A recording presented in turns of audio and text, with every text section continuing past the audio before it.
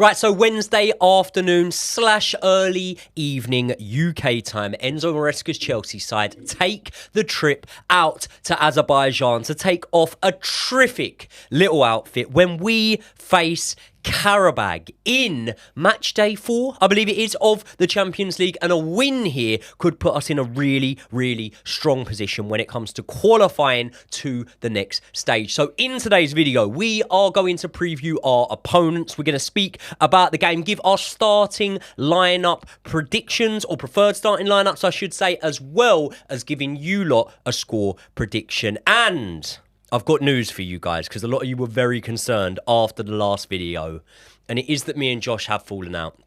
We're going to take a little bit of a separation from the channel for a bit. I've caught him cheating.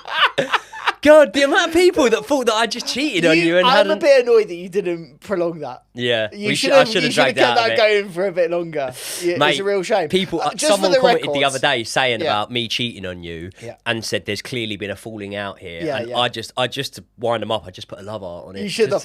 Just for the record, we really did have a really big argument. Yeah. And what I found most revealing in that argument, and much like a lot of my exes, they moved on pretty quickly. Yeah. Do you know what I mean? Like, we had the argument on Tuesday night. No, we've never had an argument. And then straight away, you just replaced me. Here, we're back. We're ready for a big preview. We are. And I've told him never, ever, ever again. Never like that. Again. It's a one-time thing, yeah? We were on a break. I've been watching a bit Is of that Friends what you say to recently. all of them? Yeah, that's what I say to all of them. Listen, just quickly, before we go into this match itself, I want to ask you guys to do me a favour and smash a like on the video. Also, subscribe to Joey and Josh. It's linked in the description right now. We're dropping weekly episodes. I think we dropped 2 last week off of there. Yeah, 2 a week before last. Yeah, and we got one coming up this week. So 100% get subscribed to that.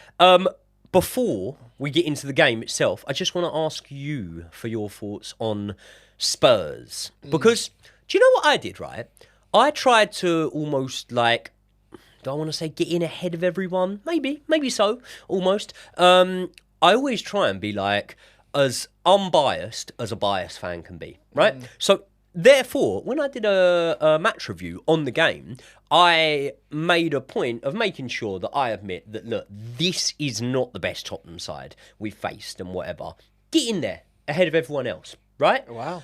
All I have fucking heard is how shit Spurs are, and I've heard no one give Chelsea any praise there. Now, let me just tell you one thing, right?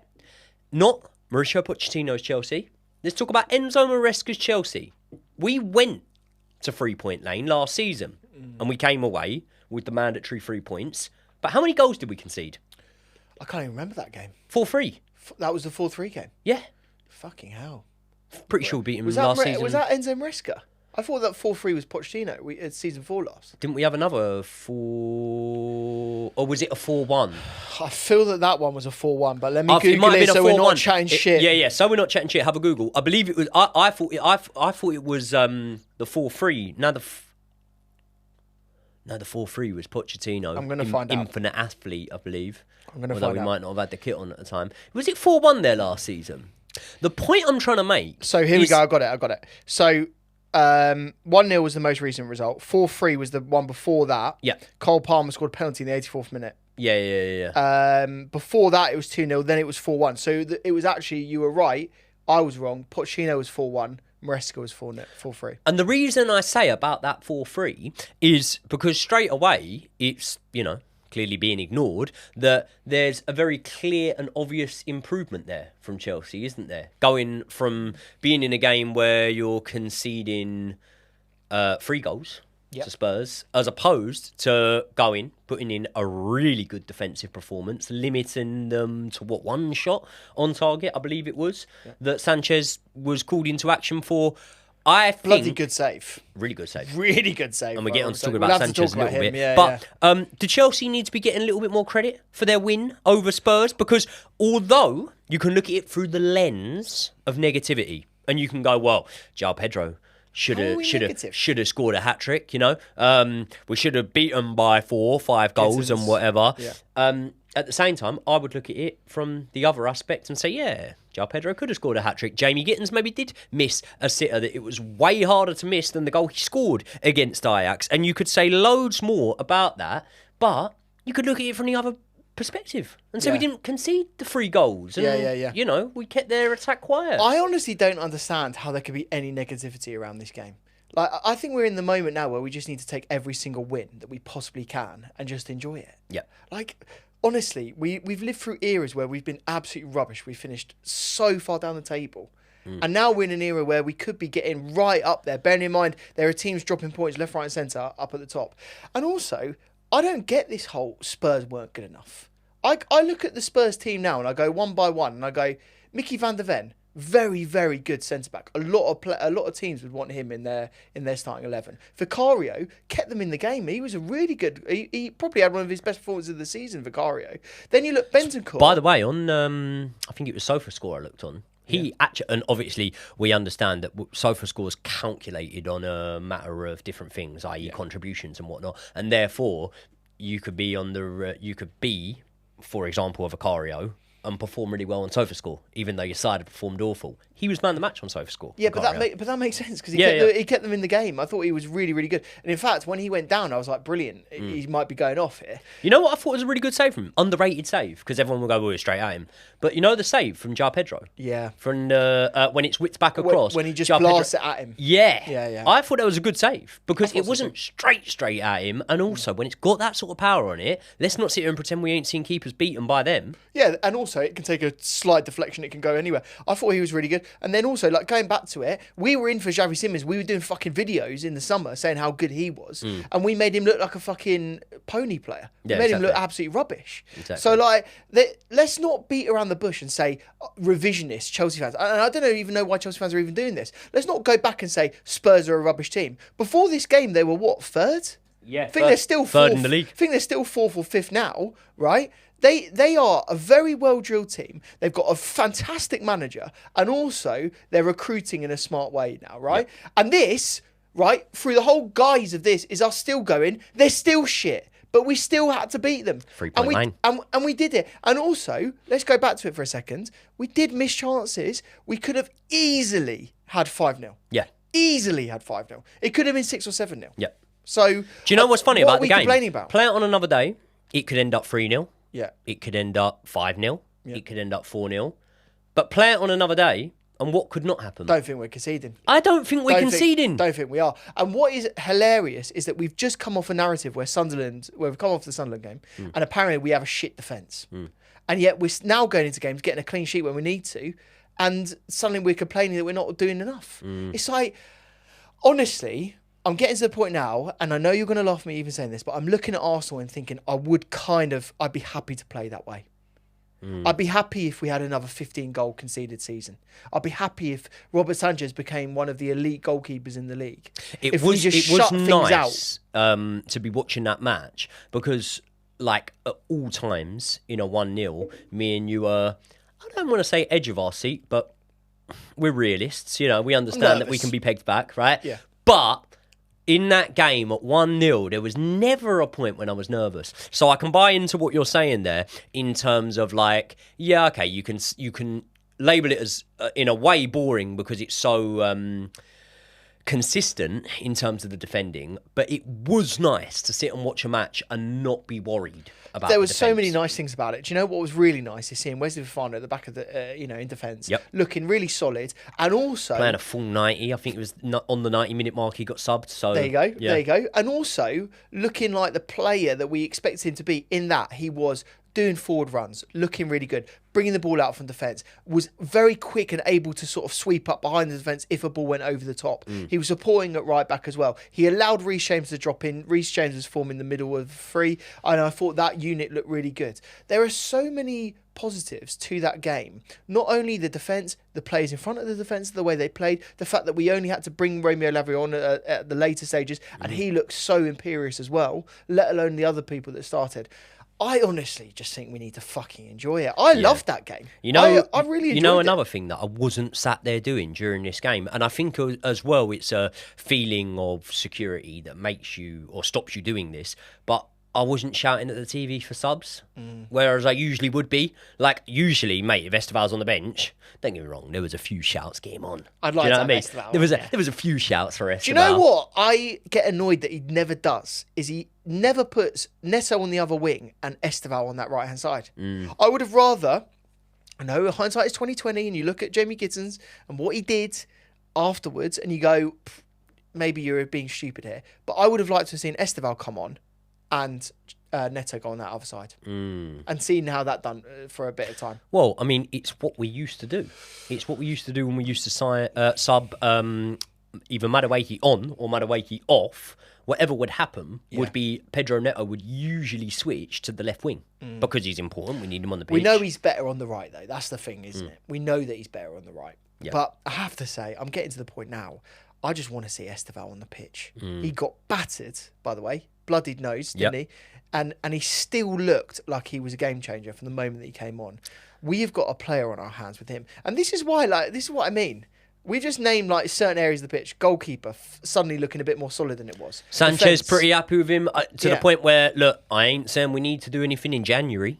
Yeah. Do I think long term for the betterment of the club that we need to? Well, long term, yeah, of course, always because players get older. But maybe not long term. Do I think in the near future for the betterment of the club we might, and the word being might, need to progress on from Robert Sanchez there? Yeah, I'm open to that.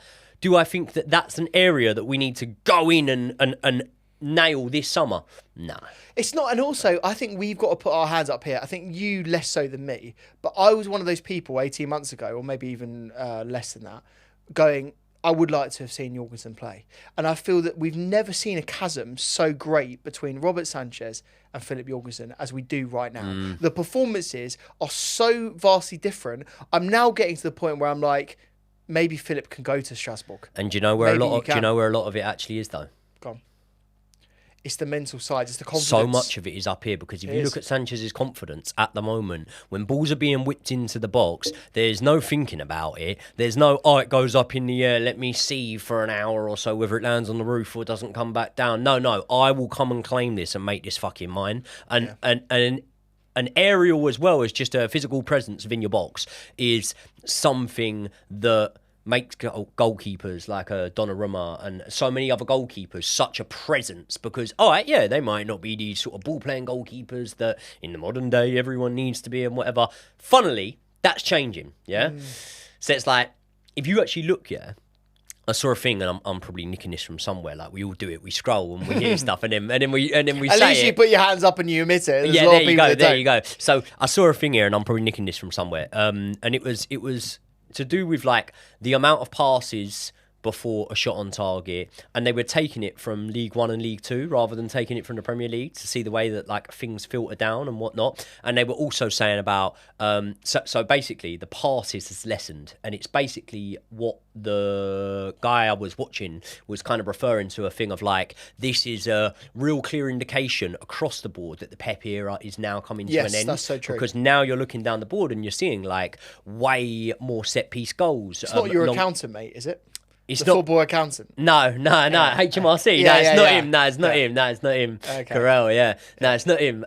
He's quite good. I'm dreading for when he starts doing just normal podcasters rather than footballers. Yeah. Just bullshit. Then we're all fucked. Yeah. My web of lies comes crumbling. Oh my god. I'm a Charlton fan. Don't look into it. Yeah. Like what I'm saying is that now we're starting to see almost like that, you know, the Stoke era of Barclays Premier League football. We're actually starting to see it come back in a little bit now. And that is why, another reason, just before we get on to Qarabag, another reason I'm so impressed at how we played against Spurs, because Spurs are, in my opinion, a team that on paper, not on grass, but on paper, will give us a real struggle of a game when you maybe draw some of the likenesses and comparisons to their style of play to a Sunderland, for example, who have just gone and got a win over us. So I think it's impressive. Also, you mentioned the man there, Xavi Simons. I think that by this point, his performance has been spoke about enough. We don't need to talk about a Xavi Simons. We don't need to be bitter. Let's speak about a Kudus, another man that could have come to us. Because what's he on? I think it was 6 goal involvements in the league after 8 games or something like that. He played against us. Kukura absolutely pockets him. Do you know what I mean? Cucurella pockets him. Caicedo running the show, as always. Literally, like, I don't know what else this man needs to do now to be regarded as the best Premier League We've got midfielder. to the point now where it is Caicedo FC. Yeah. Like I saw someone the other day, they were talking, another thing I've ripped off the internet. I saw someone saying that it was Tim Sherwood on Sky Sports. He was saying, don't, Idiot. but the point was actually quite good. He was saying, who would be missed more in their team, Declan Rice or Caicedo? Caicedo, 100%. Obviously. 100%. So obvious. Because for that role... but the reality is, when you answer that question, what you can be doing is actually paying Arsenal a compliment in answering that. That's the reality of it. They've got enough around that team to be able to say, if he goes missing, they could replace him with someone else. Yeah. They could play a Norgard. Whereas, let's say, for example, God forbid, touch wood, we're both touching it, you can see. God forbid, long-term injury, right? Whatever. Yeah, we've spoke before about the chance of chucking Dario Asugu in there or something like that. Fit. We don't really think that Lavia is a like for like with Caicedo. Well, definitely not. And Enzo Fernandez, you lot don't need us to tell you he's not a like for like. Santos as well. Santos, not really a like for like. Asugu's injured. Do you know who I'd have there at the minute? Who would be my Reece. Nah. Who? I wouldn't. You're very, very close. Who? I'd have Cucurella as a central midfielder. That makes sense. With Jarrell as a left back, sorry. Yeah, he hunts the ball in a similar way. And he tackles strongly.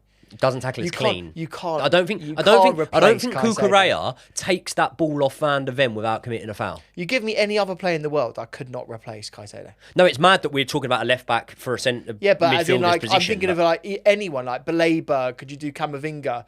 Any of them? Talk about Baleba. He's nowhere near the same But conversation. Nowhere near the same conversation. conversation. But this is my point. The best people, the best candidates that you're saying to replace Caicedo from other clubs, yeah, Gravenberch are nowhere near. No, yeah, fuck off. The Gravenberch thing is overplayed, I think. Of course, but I'm saying stylistically. Yeah, but as in, like, for me, he's nowhere near Caicedo. He's nowhere near him. Near him. And that's what I'm saying. He's nowhere near him, but I'm saying stylistically, I think that you don't even look at a Declan Rice. Mate, I think that you look at a Gravenberch, potentially. Yeah. I think you look at an Adam Wharton, potentially, although I'd still say Adam Wharton's more like Romeo Lavia. Yeah, I think he's a bit more expansive. I had a really funny moment. We did a kick-off the other day. Brian, at the end of the episode, we were having a conversation about Caicedo and Rice. And he goes, yeah, do you know what? Top three in the league, you'd have to say Caicedo, Rice and Tonali. And we go... How have you just put Tonali in that? We love it. Brian, we love you. That was so funny. Because also, Jacob and I were sat on the call and we're sort of going like, we were agreeing. And then at the end of it, we're like, yeah. What? Shearer, Henry, Drogba, Voltemada. Oh, we love you. We love Voltemada, to be we fair. love you. That's so funny how you weasel Just that quickly, in. before we get on to Qarabag, and I've said that about a million times ago, speaking of people who we loved, Jackson. Nicholas Jackson scored a goal the other night for Bayern Munich. How did they repay him? By leaking to the press that they're not going to be taking him on a permanent. Have you heard this? No, is that what this is? Apparently it's been leaked to the press. Who is it? Not that board member. No. It's like it's like a press thing that's like relatively... Built. The German publication. No. It's not like the thing is that. Oh, okay. I think it might be that. Is it Football Insider? Are they not credible? No, I don't know. I don't know anything about them, but they're not a source where I'd go, I trust that 100%. No, I'm not saying I trust them, but I'm saying it's just been reported. So that's very interesting, though. And if it was something crazy, sorry, Josh, if it was something crazy that had been reported, I wouldn't mention it. But we're not really seeing it as crazy, are we? But also, is there a world? I want to ask you this question because I want to know your answer. Is there a world in which you'd have him back? What, Jacko? Yeah. Yeah. Okay. So let's set the scene. Next summer comes along. We're signing Omega. Do you not think he thinks he's the man a bit now? But let's because he's got to ask you the question. Up to Harry Kane. You're the director of football, right? Yeah. Next summer, you've got João Pedro, the lap. You've got Omega coming in as well, who looks very, very good. Gwenda. But I'm talking about strikers. Yeah. And you've got Jackson coming back. What are you doing as the director of football?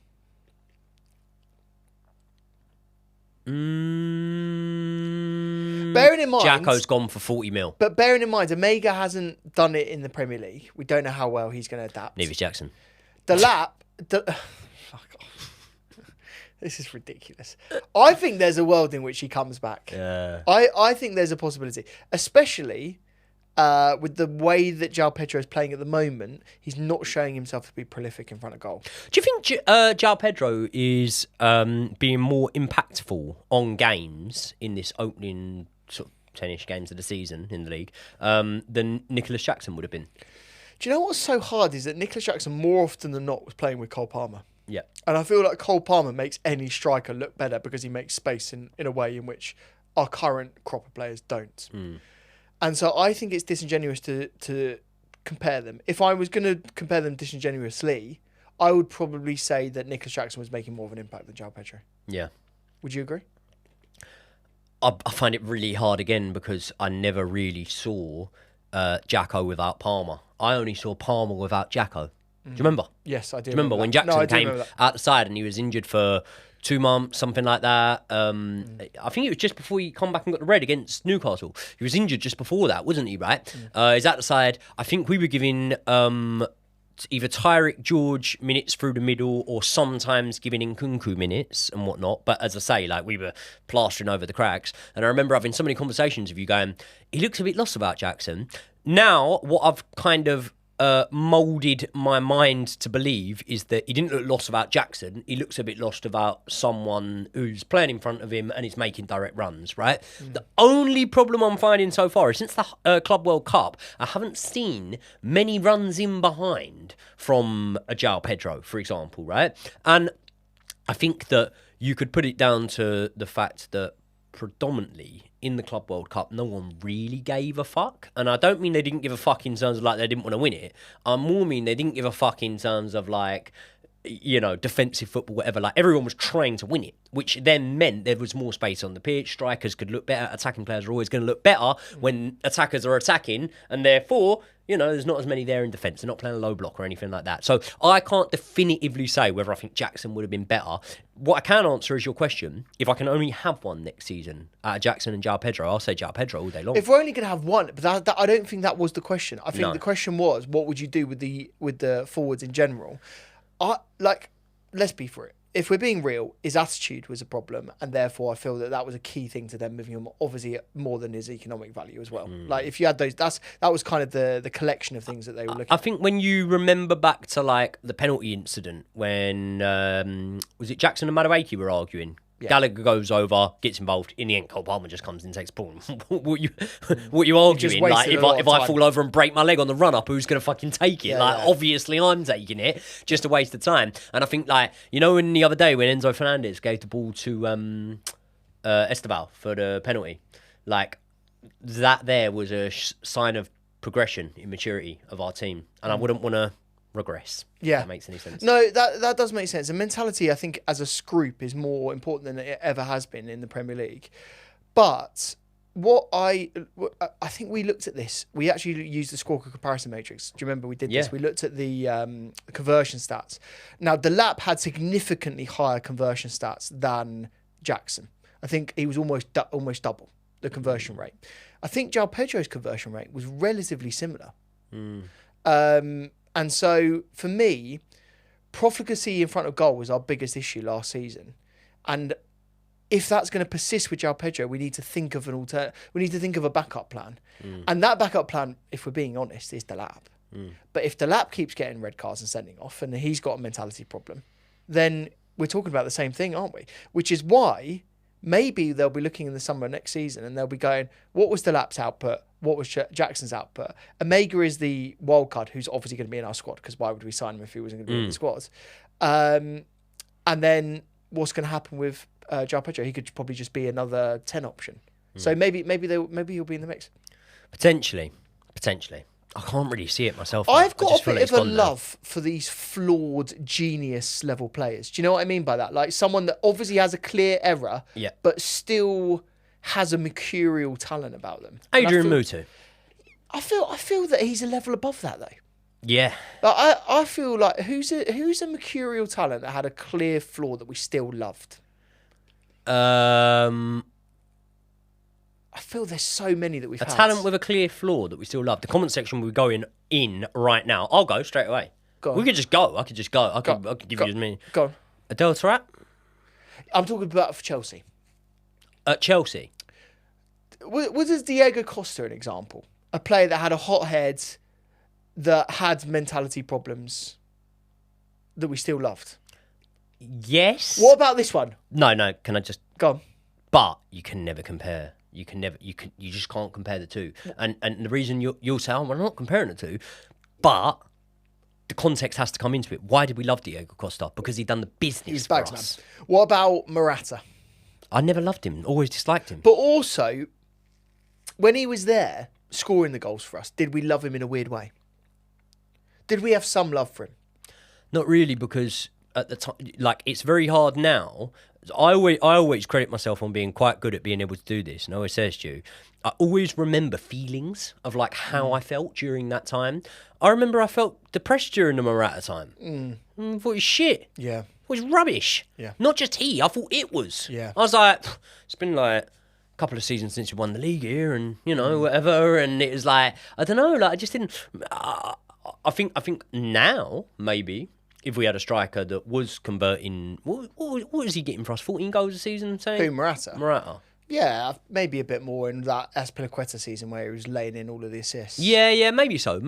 So now, of course, if we had a striker doing that for us, I'll be a lot more excited about it. But I feel like when you've just come from consistently challenging for league titles over a 15-year period, and now you're just kind of starting to come out of that, and you're still picking up good cup wins and stuff like that and whatever, but it's a little bit anticlimactic for me. Maybe I've just got a soft spot for those weird talents, because I feel that Jackson in Europe, wherever he ends up, because he might not end up at Bayern after everything that you've just said, wherever he ends up, I think he's going to score goals. I think he's going to be a very good player. Yeah. I think he's going to be a very good player. He is a good player. He is a good player. That's the one thing I want to make sure I do put on record. Whether or not he scores goals, I just don't know.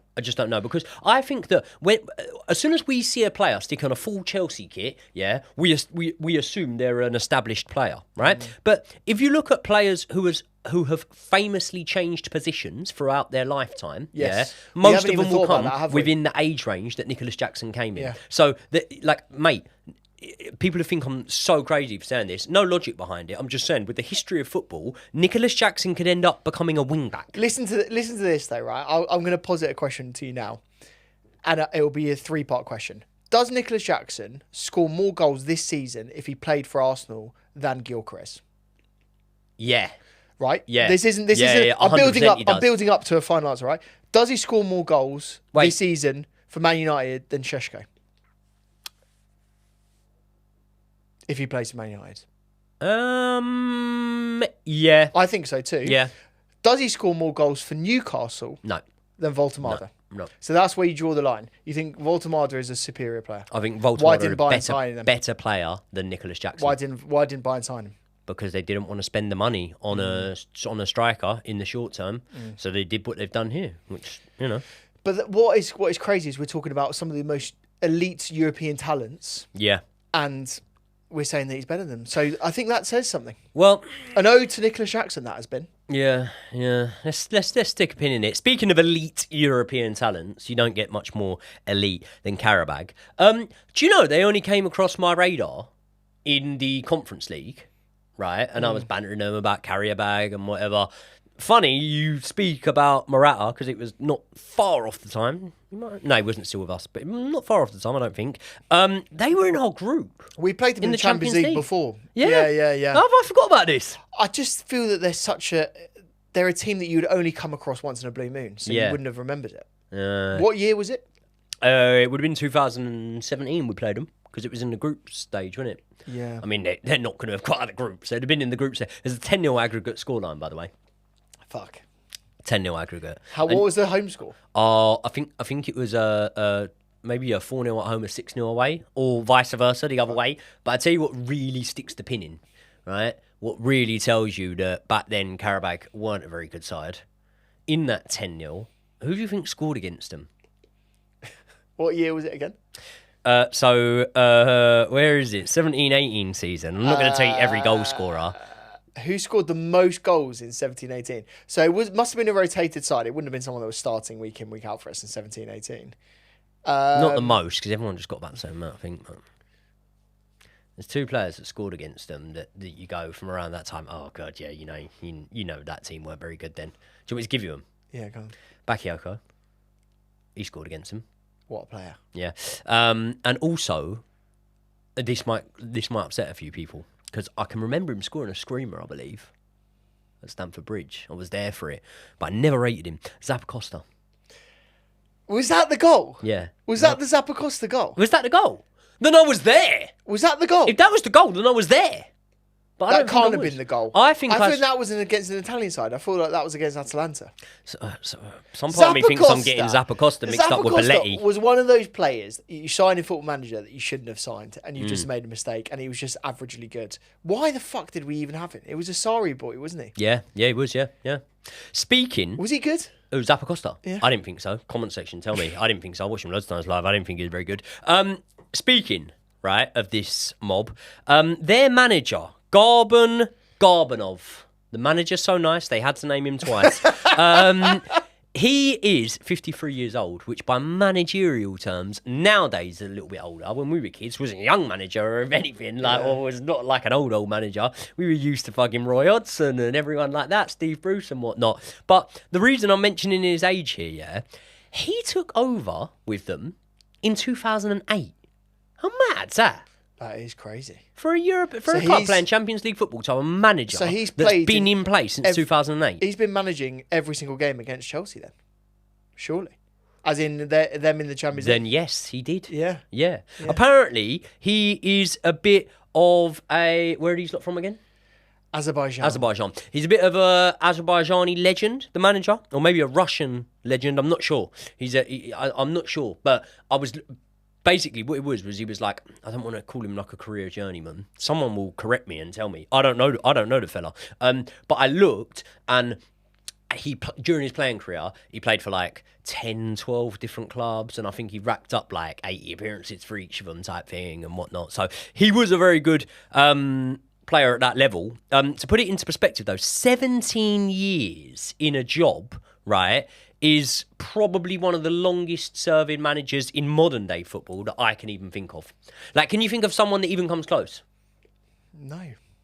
I can't. The first place my mind went to was Pep, and I checked it, and I think he's done 9 years. Yeah. The second place was where my mind should have gone to, which was Simeone. Yeah, how long has he been there? 12? About 13, I think. Yeah.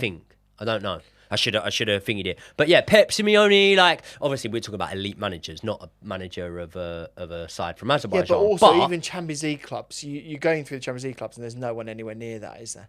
Yeah, no. There's no one And this is what I'm saying. So that tells me straight away that this is a decent manager for them to have never got rid of him. And definitely, if you're around for that sort of time, a manager who, no matter what the standard they are, no matter what, how their league's ranked or whatever, that's a manager that definitely will have every single player on that field running their legs off. Yeah. Running their legs So off true. for him, won't he? So true.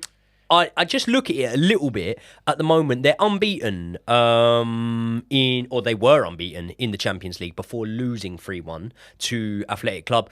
Just one loss in the league. I don't really look into their league form too much because we don't know nothing about it. But before they were unbeaten, or before they were beaten by Athletic, they had beat Benfica and who did they beat? Copenhagen, I believe it was. yeah. Yeah, which, as we know, like, we played Copenhagen loads of times. We know they're a tricky team. Benfica are a decent team. We're not talking about European elites, though, are we? We're not talking about European elites. We're not talking about pot one. Okay, we're not talking about that. But, to put it into perspective, we haven't made any fucking £100 million signings in the summer. Yeah, pretty much got the same personnel here that we did last season. You could argue the additions of Liam Delap, Esteval, I would argue they've hardly been on the field all that much, yeah? So pretty similar personnel and whatnot. Lost a couple, gained a few. What I would say is last season we were in a lesser competition, obviously. We did what was needed of us and we went and won it. Now, if we had to come up against these lot in last season's competition and we'd have been the Conference League, sat here doing a preview for it, I think we would look at those two wins over Copenhagen and over Benfica, and we would go, okay, cool. By the standard of where we are right now, this is a side that we need to take relatively seriously. Still not. Come on. we're in a different league. Yeah, we should have. By the way, we should have been in a different league last season. Quite literally. Yeah. We should have been in the Europa League, but we are at a whole nother level than that now. If we don't convincingly beat these guys, it's an indictment on the squads. We should be going into all of these games and looking like we should be winning. I want to be going into the Barcelona game and going, we should be getting a result against Barcelona. 100%. I'd love to get a result against Barcelona. Yeah, but let me just say to you, right? With the high of beating Spurs, right, the likelihood of rotation, we pretty much almost guaranteed. know that that's guaranteed. Yeah. The fact that it is going to be a cup final-esque fixture for Qarabag, like this is a huge game for them, and also. Just a bit of general fatigue from the weekend, if it could be. This is, I think, a potential banana skin. Now, when I say banana skin, So true. what I mean by that is you're flying, I believe, the longest duration. It's the longest in European competitions. In a European competition this season. Is They're that in the champion? The country is technically not in Europe. That's what I think. Yeah, it's in Asia. Yeah. Yeah, Mad, isn't it? it is mad. You'd think that they're maybe playing, because there is an Asian Champions League. There is, but you know, there's a prestige to playing in Europe, and a lot of countries want to be playing the UEFA competitions. Just quickly, is it the Asian Champions League that the Saudi team's playing? Yes, I think it is. Yeah. I think it is. Yeah.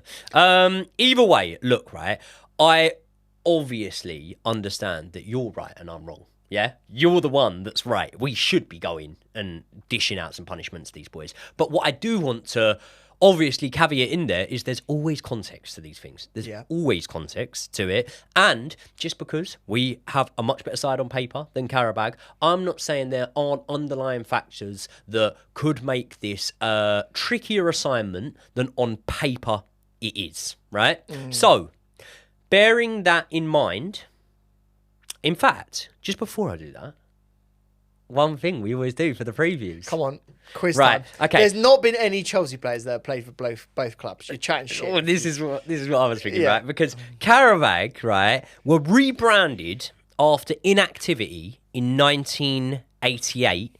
Their highest ever sale.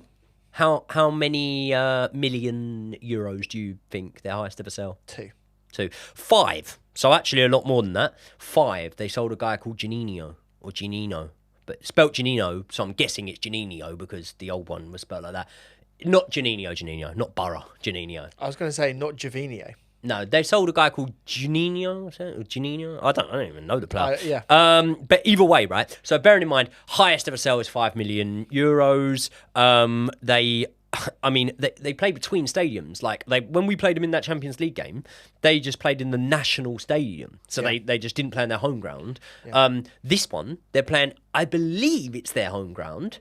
Yet when you look it up online, their home ground's 10 times smaller than this. So I don't know if there's something in the middle here that they're like, oh, we've got Chelsea in town, we'll go over to this 30,000 seater, because they're listed as having a 3,500 capacity stadium.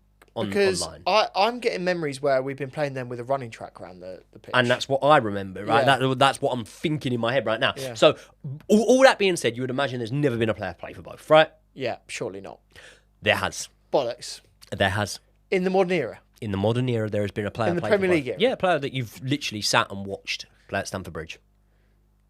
No way. Yep, 100%. Solomon Kalou. No. Do you want a clue? Yeah. Do you want a clue? He's never scored a goal for anyone. Defender. Goalkeeper. For fuck's sake. Modern era goalkeeper that was that calibre. Do you want another clue? Where was he from? No, I'm not going to give you the country. I'll give you another clue. Okay. Never our number one. Had been a number one, so much so you'd call him a Barclays man. You'd definitely call this bloke a Barclays man. No. That would have been a weird shout for Mark Schwarzer to go to Azerbaijan, to be fair. I don't know. Tell me. Do you want to know? Yeah. Begovic. No. Yeah, Begovic played for him. Qarabag. No. Yeah, he went and played for him. Yeah. I don't believe so that. Begovic, you look it up. Begovic was with us, and then he went somewhere else, and then he went Qarabag. I thought he stayed in the Premier League, Begovic. Yeah, so no. I thought he went to he went I thought he Qarabag. went to Stoke in the Championship at the end. He might have gone back to Stoke. He made his name at Stoke. I Before. know he did. I think Begovic was Pompey, Stoke, loads of loans. Yeah, loads of Chelsea, loans. Yeah. loads of loans. Yeah. And then sold, and then somewhere along the line, he was at Qarabag. And he was at Everton, wasn't he, as well? Yeah. By the way, Everton is who they were linking Nicholas Jackson with. I don't think they could afford him at the minute, but who knows? As in he'd not go to Bayern Munich and he goes to Everton? Wow. Imagine that. I quite like that. Grealish, Jackson. I quite like Kieran that. Dewsbury Hall. That's quite exciting. Get a nice little winger in there. Yeah. That would be good. That's quite a nice little front four there. I wouldn't mind him. Here. I wouldn't mind him there. Right, okay, let's speak about the starting lineup that we have picked for this game. I'm going to read it out and then we can get into it properly. We are obviously going to be rotating for this game as much as we've given it the big and a little bit and tried to give them their praise. We don't really rate Qarabag all that highly, and therefore we are going with Jorgensen in goal for this one. Malo Gusto in at right back. Joshua Changpong. Now, I would have Joshua Changpong in my starting lineup for every match if fitness wasn't an issue. He didn't really play. Well, he played hardly anything at the weekend. Did he even come on off the bench? I don't remember him coming on. No, I don't think he did come on. I was thinking for a minute, could it have been him that came on for Fofana? But I don't think it was. It was Tosin. It was Tosin, who only got a couple of minutes, and that is why we are pairing him with Joshua Changpong in the defence, and Jarell Hatto will be over in that left-back role. Now, the midfield pivot, which hopefully we're in a strong enough position by half-time, which maybe we could sub on a little bit of Enzo, something like that, but at this moment in time, we're going to start off with Andre Santos and Romeo Lavia. Esteval is going to be starting through the middle for us in this game. We've seen Enzo Maresca put Esteval through the middle in games. I want to see him actually start through the middle in a game. He had said about the physicality that it requires and whatnot. Well, let's have a look. Let's see how he gets on. We have gone with Tyrick George over on one side and with Jamie Gittins over on the other side, and Liam Delap starting through the middle. Liam Delap's been fit enough to play games for a couple of weeks now, to be honest with you. Other managers might have even started him in the game that we brought him on. We brought him on, he got a red card. It is what it is, but he's fit and available right now. And if he could even get the first half, I'd say, in this match against Qarabag, I'd be happy enough with that, just to get him a bit of run-in time, you know, on the pitch, in those legs, before we hopefully reintroduce him into the Premier League. Is there anything about that team there, Josh, that worries you, or do you think that there is thoroughly good enough to get a win over Qarabag? It's thoroughly good enough to get a win. The only thing that I'm thinking of is, does Mark Yu deserve more of a chance in some of these games, bearing in mind his performances and how well he's been playing? Do you know what I mean? Like I do. But you literally just spoke about strikers, and you didn't even consider him as an option to be with us long term. But that's so harsh, isn't it? With the way that he's been playing recently, it's not. No, it's not. So harsh. It's not. The way he presses is unlike anyone that we've got. I think he's brilliant at pressing. I really like him as a player. I haven't got a bad word to say about him. And I think that there is the potential that he goes on to be a top striker around Europe. But I don't think it's harsh at this moment in time, right now, to go, do you think that, you know, he shouldn't be starting there? I think that you could say it's harsh in terms of like, if you want to say this, it sounds pathetic, but just hear me out. Reward for bad behaviour, in terms of like, you've just been sent off, you go straight in there, whatever. I think Enzo Maresca might do that. I think there might be a disciplinary element of this. Start you, put the lap on at half time. Yeah, not really that much of a disciplinary though. If you start you in Azerbaijan in the week and then you give the lap to Saturday night at Stamford Bridge, not really that much of a disciplinary. Do you know what I mean? Do you think he'd do that? Eh? Do you think he'd do that? What? Do you think he'd play him on against Wolves? Do you reckon he'll start the lap? Yeah. Do you? Yeah. I'm going. I'm going to be there. I think he's starting him. Really? Yeah. I don't think he will. I think he will. I think he's starting. Other than that, though, I'm looking at that team. I think Tyrick George absolutely has earned the start. Yeah. Have you seen the stat comparing Tyrick George with Saka? Yes. Evil Saka's outperforming him at the minute, isn't he? Tyrick George has surely got to be loving that stat. Yeah. By the way, for clarity, he is now outperforming him, but they are level. They're level. That's on it. goals and assists. Yeah. In 2025. Yeah. Well, they've probably had about the same amount of game time. They probably have. They probably have. Had about the same amount of game time. Yeah. Was Tyrick George in the matchday squads? Yeah, he was. He was in the matchday squad against Spurs. He didn't come on though. He didn't come on. But this is just mad. I can't believe that. When I saw that stat, I thought that was a load of bollocks. So I'm looking forward to seeing him play. I'm very much looking forward to Esteval playing as well. I really hope Esteval puts in one of these performances where he's just undroppable for the next game. Yeah. I hope he just puts in a first half performance where he just makes everyone look stupid, and then there's no question that he has to start. Because I think the mixture, like, I think Garnacho is doing okay. Am I saying that he's doing amazingly? Not sure. So I quite like Pedro Neto and Esteval to play at the same time. I think Esteval, without any shadow of a doubt, is the option in terms of all the wingers that we have at the club at this moment in time that all of us want to see the most of. We want him on the starting lineup. Pedro and Neto if he is the doesn't, first one. Pedro Neto's the first name on the team sheet, Yes. but I'm on about from an excitement standpoint. Yeah. I think that Esteval is what we want to see the most. Now, with Pedro Neto, I really hope that people understand that when I describe this, I'm talking about a player that I love that does a job that I hugely appreciate and wouldn't change anything, right? So let me get that on record straight away.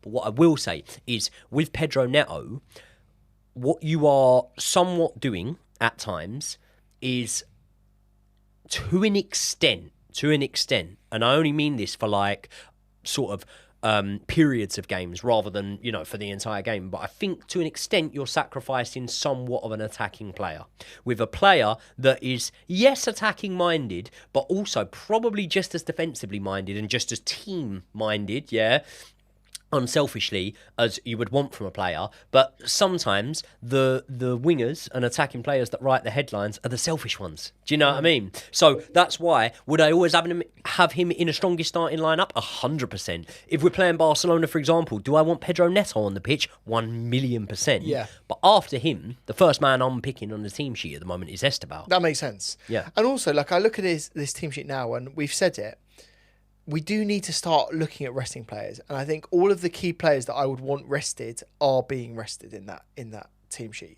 Yeah. If you think about it, Robert Sanchez shouldn't be playing just for if something happens to him. We'd be I in wouldn't trouble. mind him playing. No, but if something happened to him, we would be in trouble. Yeah. And then Reece James, obviously we can't be playing him, twice in a week. We will need to protect him. Same with Wesley Fofana. You don't want to risk either Caicedo or Enzo. And then also, João Pedro's looking tired and potentially playing for an injury. Yep. So all of the key players that I want not on the pitch are not on the pitch, which is good. And if we deviate from that lineup, something has happened. Do you see what I'm saying with that? Like, if we deviate from that lineup, something odd has happened in which we've needed to play a player that we shouldn't be playing. Yeah. Do you know what I mean? I know what you mean, but sometimes that can just be a feeling. Sometimes you can just rock up somewhere and be like, one of my big boys in the team. Yeah. Do you know what I mean? You can get a vibe. It's like, I don't know, know. it's like going to a fucking boxing gym you've never been to for sparring before and whatever. And you're like... I need to bring my own game here. You're like, oh, actually, I've not really thought about this. Now I'm looking around, everyone's bang up for it. Like, I better switch on. Do you know what I mean? So these things can happen, an atmosphere thing, something like that. But I'm still pretty confident. That's a very good team. In this one. It's a great team. That is a solid team. Yeah. Like, you look at that and you think there's quality throughout the team. So much so there's a lot of players in that team that are banging right on the door. And this is what we like. This is what I've questioned the squad building quite extensively on this channel. But this now, when you start looking at it and you go, that is a very good second 11. 100%. And I think Very there's good. arguments for multiple players in this 11. Like, there's a massive argument for Joshua Changpong. Should he be starting games? Gusto. There's also an argument for Romeo Lavia at this moment in time. Should he be starting games? Because we do know that we have the potential to play three midfielders in certain matches, especially against the bigger teams. I'd like to see Especially without Cole Palmer. Especially as without well. Cole Palmer there. And obviously, look, you're going to always look at the fact of Esteval coming in as a major signing and Tyreek George is your marquee number 9. So I think it's a very, very good team there. Can we get a score prediction for tomorrow's game? By the way, our big man has done that spreadsheet and I think I'm still behind. You will be behind, yeah. Yeah, because you're very good at this. Do you want because you cheated on me, you don't know what my prediction for the Spurs game was. What was your prediction for the Spurs Do you want to game? have a guess? I'd say it's pretty the same as mine. 2-1? I did say 2-1. Did you? I did. Yeah, I said 2-1. But I said to Spurs. I know. No. It's so bad, and I've just admitted it as well. God, I just done the Gary Neville there. Do you know Shouldn't what have it was? admitted it, mate. I'm getting to the point now where I'm actively trying to bet against Chelsea because then if we do lose, then at least I've got the prediction to win. Bet with them, Yeah. then when we win, it makes the win all that Okay, much fine. sweeter. Okay, fine. I'll And then if remember you that in the lose, you future. just, drown your sorrows. This game, I'm going to go for... We will concede, especially with Jorgensen. So, 4-1. Yep. I'll go for a little 3-0 in this one. Yeah. Wild. I think there'll be loads of goals in the first half and then we won't see anything in the second half. Actually, looking at that backline now, I'm not too sure that keeps us a clean sheet. Let's go for a 3-1. Don't change your mind now. Don't change your mind now. Who's our man on the stats on the leaderboard? Oh, I can't remember his fucking name. Oh, he's going to kill me. He's a legend. He's going to fucking kill me. I'm going to find out. Yeah, we got to give him a shout out. Yeah, I'm going to go for a 3-1 Chelsea in that one. Listen, obviously all eyes really for me are on Stamford Bridge at this moment in time for the Wolves fixture. Yeah. That's what I'm really looking forward to because I've looked at the fixtures from next weekend. Obviously, by the time we play, most of the games, at least from the Saturday, will have already happened. That's a weekend where teams could drop points. That's the weekend where we could really, really get a foothold in the league. We're shouting out Cole Ewing. Cole Ewing is the man with the plan, with the most beautiful spreadsheet that I've ever seen. Yeah. And you know what? He very diligently, even when you did cheat on me, sent me a message said, "Josh, what is your prediction?" Oh, really? That is how seriously Carl is taking it. Me. Honestly, when we're talking about hardcore, this guy is the hardest of the hardcore. Could you say he almost excels in that area? He does. And you know what? He will love that you said that. There you go. Kyle, can you message me actually because we're going to sort you out the shirt now. Yes. To say thank you. Legend. There's the camera. Legend. Yeah. Carl. Right, people, we love you all very much. Score predictions below. Let us know your team sheets which you would be starting and we will see you all in the next one.